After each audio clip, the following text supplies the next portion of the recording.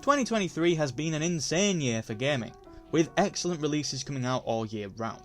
But because of this fact, some pretty cool games have flown somewhat under the radar. So I decided to pick 5 of them and put them in a video for all you lovely people. Aren't I nice? Before we start, I just want to say that next week I'll be ranking every single 2023 release that I played this year. So if you want to see where these 5 would sit amongst the blockbusters of the year, then make sure to subscribe so you don't miss that.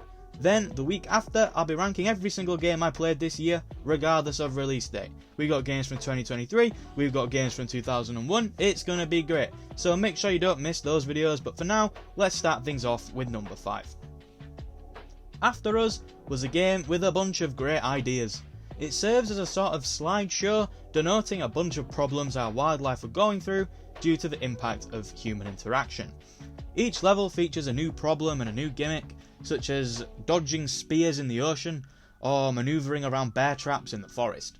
There's a lot of creativity on show in this game, and whilst the platforming and combat are nowhere near polished enough for a 3D platformer, seriously, they are very janky, I'm still excited to see what these guys do next.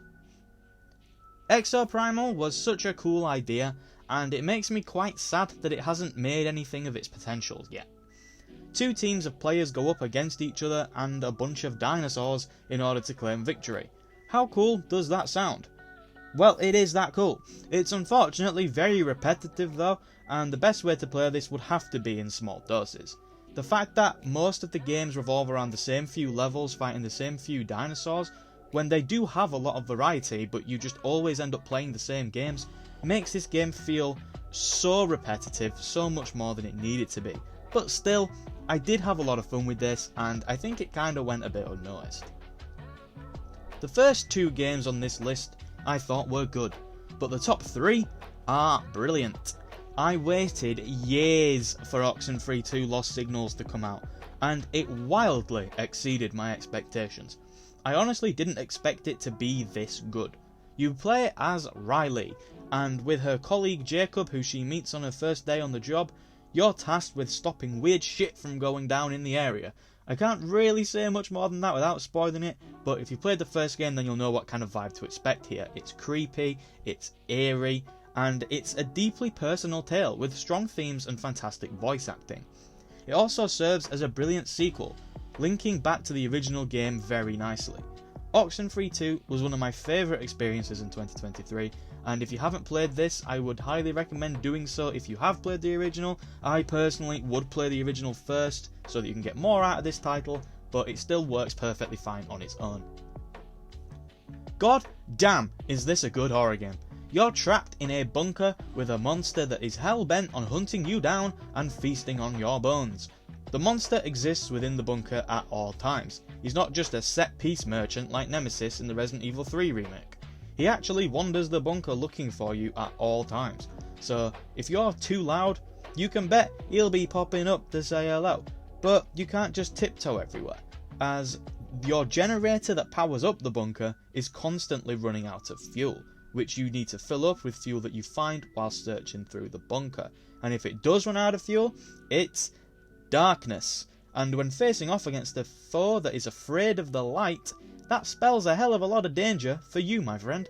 This means you're constantly dancing on this tightrope of caution and risk in a near perfect gameplay loop that eats stress for breakfast. If you have any sort of affection towards horror games, then you absolutely need to play this game. Hell, even if you don't like horror games, I suggest playing it anyway just because it'd be pretty fun to have you screaming all over the place. Oh baby, I will never stop singing this game's praises. I only uploaded my Sea of Stars video last week, so for a more detailed analysis then be sure to check that out. This is a game that dips its toes into the nostalgia pot and uses it to make a beautiful modern sandwich. And the award for weirdest analogy of the year goes to me! Anyway, this game tells a beautiful story in a gorgeous world with innovative turn-based combat. If that doesn't sound intriguing to you, then I don't know what to say. I did say the story is really good. One flaw I would say is that the main characters themselves, the first 2 that you mainly play as, they're kind of boring themselves and the writing is a little bit inconsistent, but for the most part, I really enjoyed this story. I've played a fair amount of JRPGs in my time, and this is definitely one of the better ones. It does stick to the tried and tested tropes of the genre, but subverts them when necessary and implements them in creative ways. It's going to be very high in my next 2 videos, and with good reason. For me, this is easily one of the best games to have released this year. What games do you feel have been underrated this year? Please let me know in the comments below and I'll try and check them out, but for now, that is all from me. Make sure to subscribe so that you don't miss my next 2 videos, and if you enjoyed this video, drop it a like and I'll give you a high five through the screen. Have a nice day and goodbye.